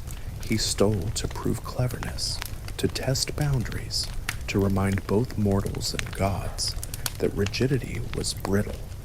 To the Greeks, he was a reminder that life requires both order and play, both seriousness and laughter. He was also protector of boundaries, in a sacred sense. The Herms, stone pillars with his head and marked with a symbol of fertility, stood at crossroads and in marketplaces. They were guardians, reminders that Hermes watched over travelers, ensuring both safety and fertility of passage. When men set out on journeys or colonists founded new cities, they prayed to Hermes. To move into the unknown without him was unthinkable. In appearance, Hermes was youthful, agile, always in motion. He wore winged sandals and a winged cap, carried his caduceus, a staff entwined with serpents. Unlike the weapons of other gods, his staff was a symbol of mediation, capable of calming disputes, guiding the lost, and sealing pacts. He was less a warrior than a negotiator, less a ruler than a traveler. His character was full of paradox. He was trickster and helper, thief and protector, mischievous child and trusted guide. The Greeks loved him for this, for he reflected the contradictions of human life. Trade and theft, lies and truth, laughter and seriousness. They are never fully separate. In Hermes, these opposites danced together, bound by quick wit and quick feet. To remember Hermes is to remember the spaces between, the road between two towns, the moment between words, the breath between life and death. He was not a god of stillness, but of movement, reminding mortals that change is constant, that borders are always crossed, that nothing stays in place forever. And so, Hermes darted through myth as he darted through the world, never lingering, always present. Not the loudest, not the strongest, not the most feared, but perhaps the most familiar. For wherever mortals traveled, traded, laughed, or even lied, Hermes was near, smiling, guiding, reminding them that life is a journey, and no journey is ever walked alone. After the quicksilver motion of Hermes, the story turns to stillness, to Hestia, the eldest of Cronus and Rhea's children, and perhaps the quietest of the Olympians. She was goddess of the hearth, of the flame that burned at the center of every home, every temple, every gathering place. Where Hermes crossed boundaries, Hestia held the center. Where others quarreled, schemed, or sought glory, she remained constant, tending the fire that warmed gods and mortals alike. From her birth, she was marked by sacrifice. When Zeus and his siblings rose against Cronus, Hestia was the first to be swallowed by her father, the first lost to darkness, and the last to be released. In this, she carried both beginning and end, the circle of family and of time itself.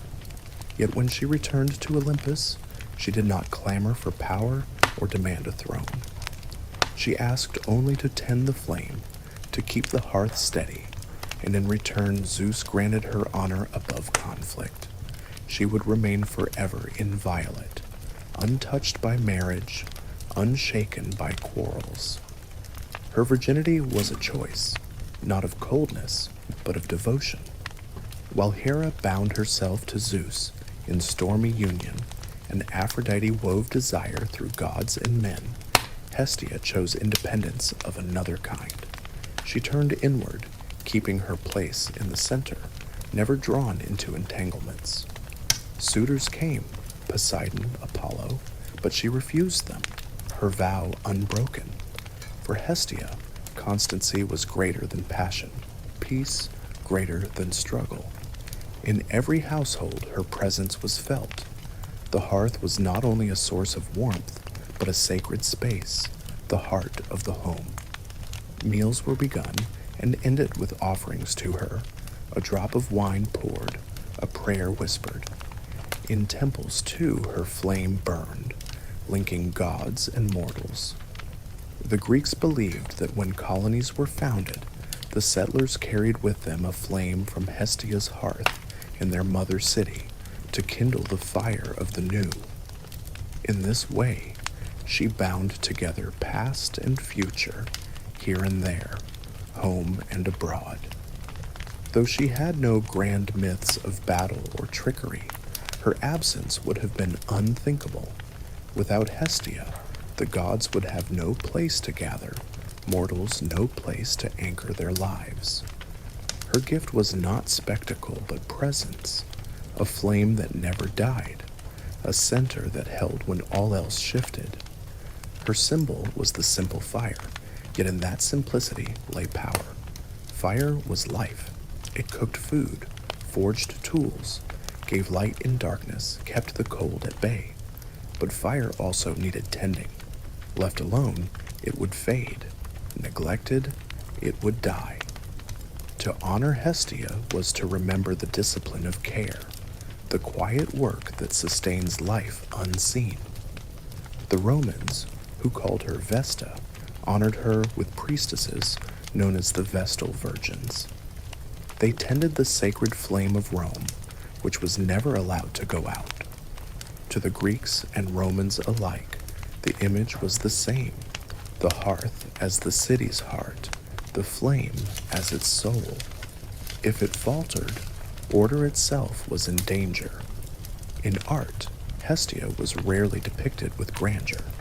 She was shown modestly veiled, serene, holding a branch or a simple vessel. Her beauty was not dazzling, her stories not dramatic. Yet perhaps this was her strength. For in a pantheon filled with thunder and jealousy, lust and fury, Hestia reminded mortals of the sacredness of the ordinary. She was the warmth of a shared meal, the glow of firelight on faces, the comfort of home. Even the gods respected her peace. When quarrels broke out in Olympus, as they often did, Hestia kept apart, her flame untouched. She did not choose sides, did not raise her voice. In her presence, anger softened, tempers cooled. To honor her was to invite calm, to acknowledge that even gods need stillness. The Greeks, who loved stories of strife and triumph, may have given Hestia fewer myths, but they gave her something greater: constancy. She was remembered in every meal, every gathering, every kindled fire. She was the invisible center, the quiet circle that held family and community together. To think of Hestia is to think of the moments between stories, the pause after words are spoken, the silence after laughter fades, the glow of embers long after flames have dimmed. She was not dramatic, but she was essential. Without her, the gods would be unmoored, mortals adrift. With her, both found their home. And so, though her name may not be wrapped in tales of conquest or tragedy, it was whispered more often than most. For every time a fire was lit, every time a meal was shared, every time a traveler returned home and saw smoke rising from the hearth, Hestia was there, quiet, steady, eternal. From the warmth of the hearth, we move outward into the fields, where Demeter's presence lingered in every stalk of grain and every ripening fruit.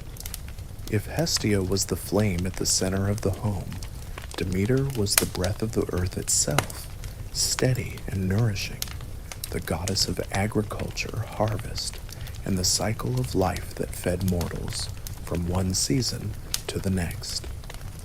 She was one of the elder Olympians, sister to Zeus, Hades, Poseidon, Hera, and Hestia. But unlike her siblings, who took dominion over sky and sea, marriage and fire, Demeter chose the soil. She walked among farmers, blessing their fields, her touch softening the earth so seeds could sprout. Every harvest was her gift, every granary a sign of her generosity. Mortals depended on her in ways more immediate than thunder or tides. Without Demeter, they could not live, and so her name was spoken with both gratitude and reverence. Yet her story is most remembered through sorrow.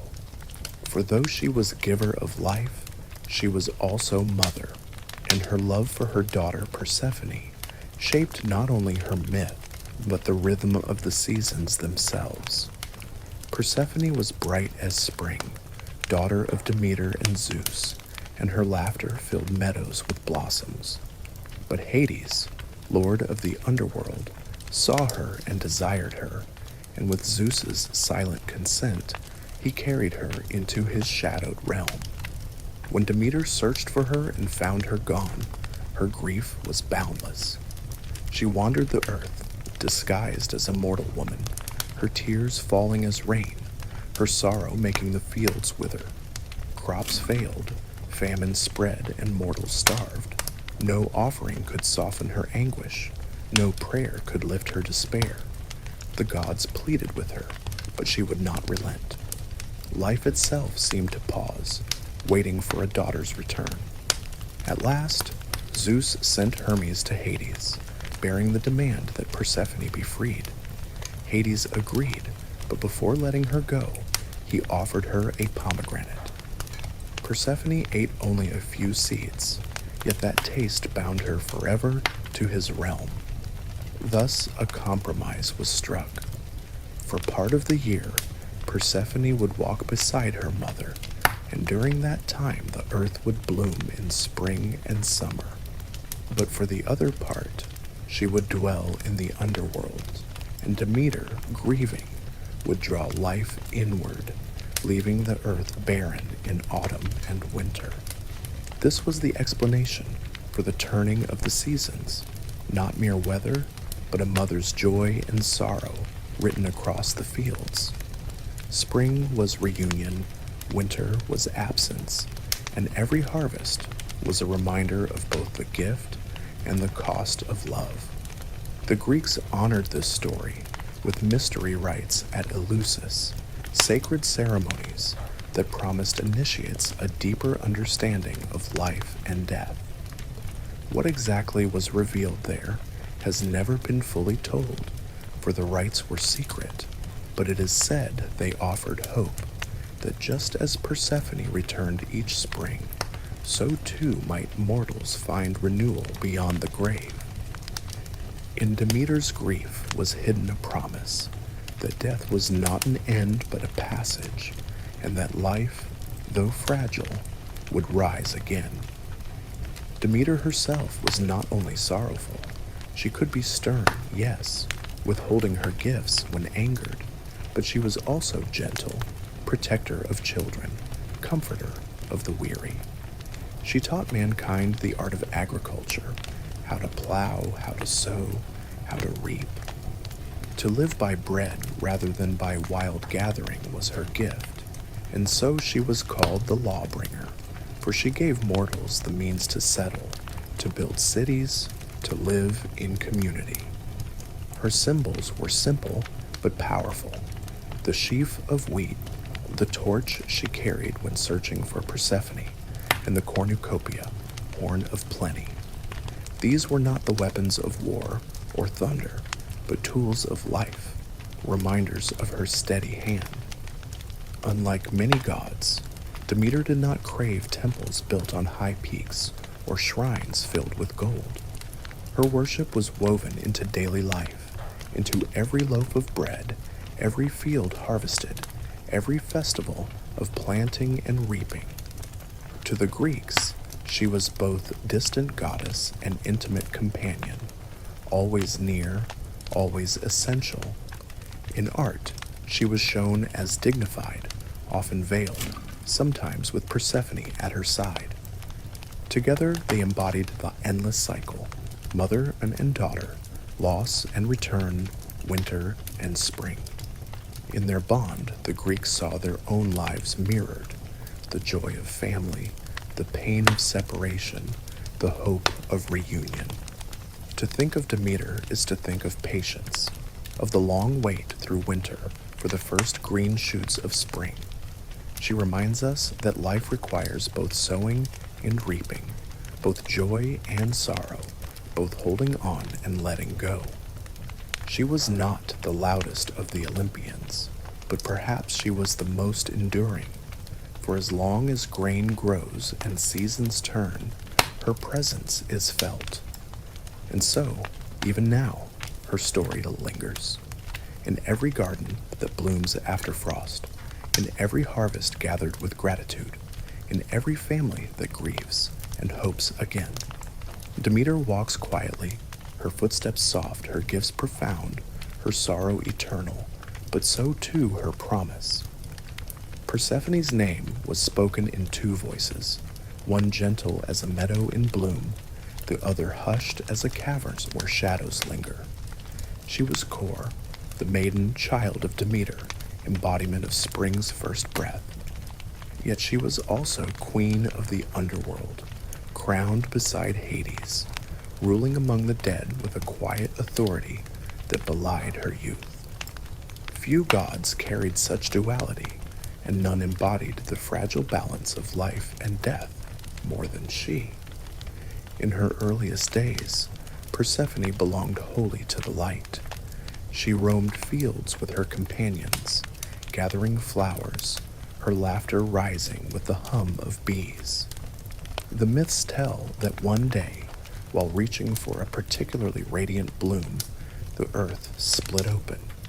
From the chasm rose Hades, lord of the underworld, drawn by her beauty and determined to make her his bride. He swept her into his chariot and vanished beneath the ground, leaving only silence and scattered petals behind. When Demeter discovered her daughter gone, grief overwhelmed her. She searched tirelessly, torch in hand, until she learned the truth. Her sorrow spread across the land, and the earth mirrored her heart. Crops withered, animals starved, and famine gripped the mortals. The gods pleaded with her to relent, but Demeter refused. No spring, no harvest, until her daughter was restored. At last, Zeus intervened. Hermes was sent to the underworld to bring Persephone back. Hades did not resist, but he was clever. Before she departed, he offered her a pomegranate, and she ate its seeds. Whether willingly or unknowingly, the stories differ. By that act, a bond was sealed. She could not remain fully in the world above. Instead, a compromise was reached. Part of the year she would dwell with her mother, and part she would return to Hades. And so the seasons were born. When Persephone ascended, Demeter rejoiced, and the world bloomed in spring and summer. When Persephone descended, Demeter mourned, and autumn and winter spread their cold stillness. The cycle of death and rebirth was written into the very soil, reflected in the lives of those who tilled it. But Persephone was not only victim, not merely a girl stolen from her mother's arms. Over time, her image deepened. She became queen of the underworld in her own right, not simply Hades' consort, but a figure of judgment and mystery. Mortals who entered the realm of the dead often spoke of her presence, serene, solemn, neither cruel nor merciful, but inevitable. She embodied the passage that all must take, yet in her was also the hope of return. At Eleusis, in the sacred rites dedicated to Demeter and Persephone, her descent and ascent were reenacted each year. Initiates were promised glimpses of the mysteries of life and death.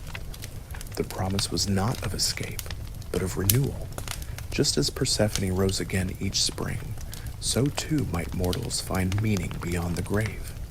In her story, death was not final. It was part of a cycle, a pause before rebirth. Her symbols reflected this duality. The sheaf of grain tied to her mother's gifts, and the pomegranate, red seeds glistening like drops of blood. Flowers, too, were hers, especially the narcissus, the blossom said to have lured her into the earth. These simple emblems carried profound meaning, reminders of both innocence and inevitability. The poets often dwelt on her transformation. Once Kor, the maiden, she became Persephone, the bringer of death's truth. Yet she remained gentle, not feared like Hades, but revered as the threshold between worlds. To the Greeks, she was a reminder that joy and sorrow cannot be separated, that spring is sweetest when winter has been endured, that love carries both presence and absence. In art, she was shown both youthful and regal, sometimes in her mother's arms, sometimes enthroned beside Hades. Her gaze was calm, her hand steady, as though she accepted both her fates without struggle. For the Greeks, she was not only a myth, but a mirror of their own lives. Every family knew loss, every community endured winter, every person faced death. In Persephone, they found a symbol that softened these truths, transforming despair into a rhythm, grief into a cycle that promised renewal.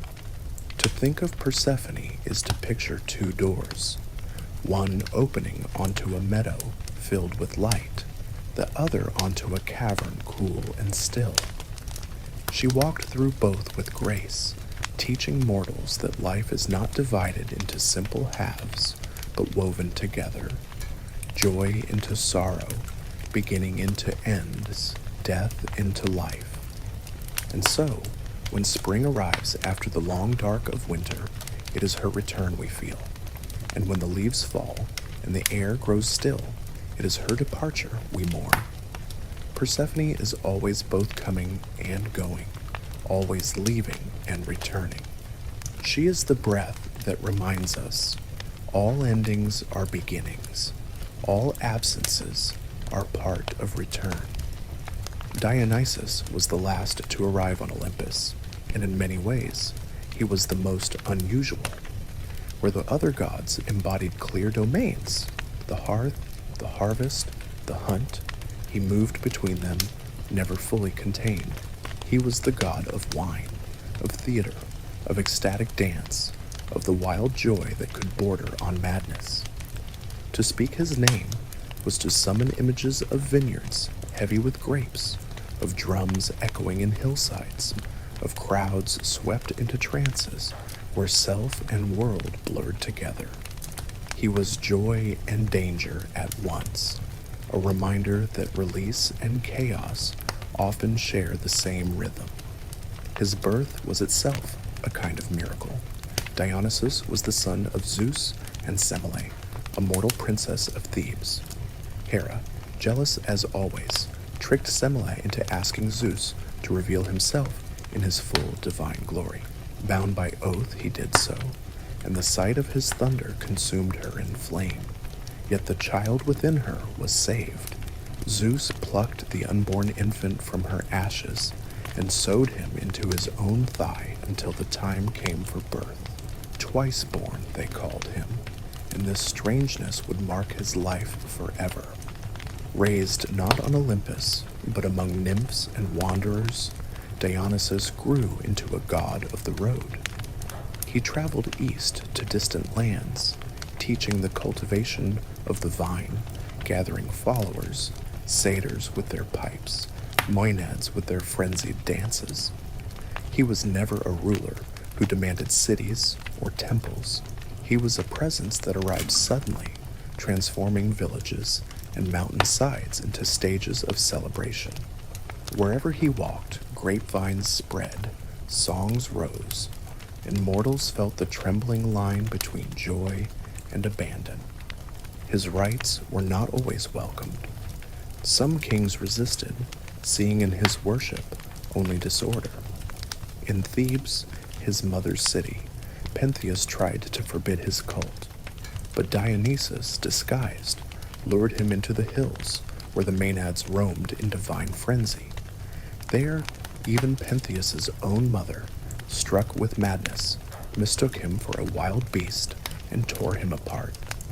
The story was grim, yet its lesson was clear.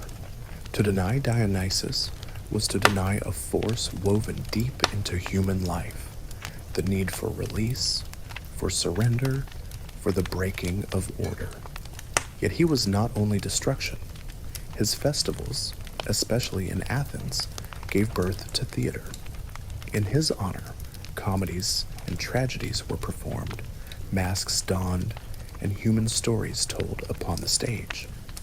Through him, mortals explored their fears and hopes, their follies and sorrows.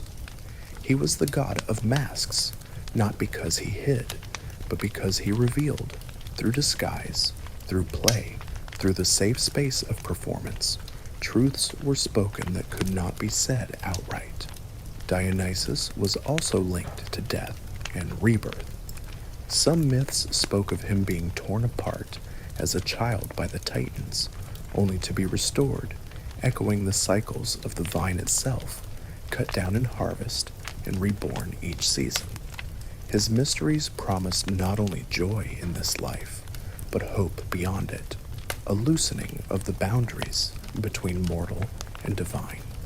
He stood at the threshold where life and death met, offering wine as both comfort and revelation.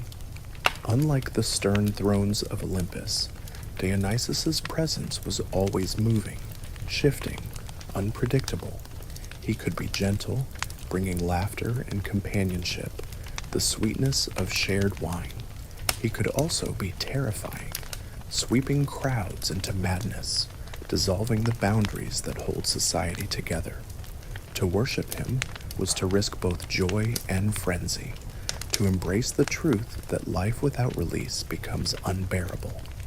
In art, he was often shown youthful, crowned with ivy, holding the thyrsus, a staff tipped with pine cone. Around him danced satyrs and maenads, their movements wild and free. Sometimes he appeared as a bearded wanderer, cloaked and mysterious. Both images were true. He was child and sage, reveler and prophet. The Greeks saw in him a paradox. Civilization and wildness had bound together. The wine he gave was cultivated, refined, a mark of culture. But the effect of wine was disorder, loosening tongues, blurring boundaries, stirring passion. In the same way, theater was structured art, yet it emerged from the frenzy of his festivals. Dionysus was both order and its undoing, and this was his gift. To think of Dionysus is to hear music drifting from a hillside, to see torchlight moving in the night, to feel laughter rising until it becomes tears. He was not the calm of Hestia, not the sternness of Zeus, not the wisdom of Athena. He was the pulse beneath them all, the reminder that joy and grief are twined, that life is not only endured but also abandoned to moments of ecstatic release. And so, though he came late to Olympus, he became essential. For without him, the world would be only labor and law, without laughter, without song. With him, it became wild and dangerous, yes, but also alive. In the dance of his maenads, in the laughter of his festivals, in the trembling of his vine, the Greeks saw their own restless hearts reflected. Dionysus was the god of release, of surrender, of life unbound, and in his story, they found both warning and wonder. The stories of the gods have carried us from the dawn of chaos to the heights of Olympus, from battles that shook the earth to whispers of love and grief. But all stories, even those of immortals, must find their ending. And so we come to the closing of the gates, when the temples grow quiet, the fires dim, and the voices of the gods become softer until they are little more than echoes on the night air. In their time, the Olympians were as real to the Greeks as the fields they tilled, the seas they sailed, the mountains that crowned their horizon. To Demeter, they owed the harvest. To Poseidon, the safety of ships. To Athena, the wisdom of cities. To Ares, the frenzy of war.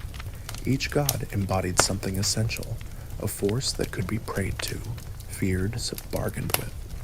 The world seemed alive with their presence. Every wind was Hermes' breath, every spark Hestia's fire, every bloom Aphrodite's smile. Yet even gods are bound not by death, but by forgetting. As centuries passed, their temples crumbled, their altars fell silent. New faiths rose, and with them new prayers, new names whispered in the dark. The marble statues of Zeus and Apollo stood still, but their voices were no longer heard as they once were. The myths became stories, then symbols, then memories woven into art and poetry. But to fade is not the same as to vanish. The gods linger still, not on Olympus, but in the imagination. When a poet speaks of love, Aphrodite stirs. When thunder rolls, Zeus's hand is remembered. When someone stands at a crossroads and wonders which path to choose, Hermes' shadow is near. And when spring returns after winter's silence, Demeter and Persephone rise again in every field. Closing the gates does not mean sealing them forever. It means acknowledging that their world is not our world, yet its stories continue to breathe within ours. The Greeks knew that myths were more than history. They were truths clothed in story, lessons dressed in the robes of gods. To tell these tales now is to reopen a door, to let the old voices speak again, not in temples, but in dreams. Think of how they balance each other. Athena's wisdom beside Ares' fury, Hestia's calm beside Dionysus' ecstasy, Artemis's stillness beside Apollo's music. Each god alone was powerful, but together they formed a chorus, a spectrum of human experience. To live, the Greeks knew, was to walk among them all, to labor with Demeter, to laugh with Hermes, to fear with Ares, to hope with Apollo, to dream with Aphrodite. And so, as we close the gates, we do not banish them. We let them rest. Olympus quiets. The great throne of Zeus stands empty. The forge of Hephaestus cools. The torches of Demeter dim, their flames turning to embers. The lyre of Apollo falls silent, and Artemis's bow lies at her side. Dionysus's revels fade into echoes, and Hermes' sandals still. One by one the gods withdraw, not in defeat but in completion, their roles fulfilled. What remains is their memory, woven into constellations overhead, carved into stone, whispered in poems, painted in colors that time cannot erase. They no longer rule the seas or the harvest, but they rule the imagination, which may be the stronger kingdom. For in imagination, they cannot truly die. To listen to their myths is to stand at a threshold, half in the past, half in the present. We hear their voices, but faintly, as though carried by the wind. We see their shapes, but softly, as though in a dream. They are both gone and here, absent yet present, eternal in the only way that matters, through story. And so we let them fade gently. We close the gates of Olympus, not with clangor, but with a whisper, the way one closes a door at night so as not to wake a child. Outside, the world continues, and the stars shine in silence. Somewhere, perhaps, the gods are still watching, not to command or to punish, but simply to linger, like the glow of embers long after the fire is out. In that quiet, the myths rest. They are not gone. They are waiting, as they always have, for another voice to tell them, another listener to dream. And so we say goodnight to Zeus and Hera, Athena and Ares, Apollo and Artemis, Demeter and Persephone, Hermes and Hestia, Aphrodite, Hephaestus, Dionysus. Their gates are closed, their temples dim, but their stories remain carried softly through time, like the sound of distant waves. Sleep now as they sleep. Dream now as they dream.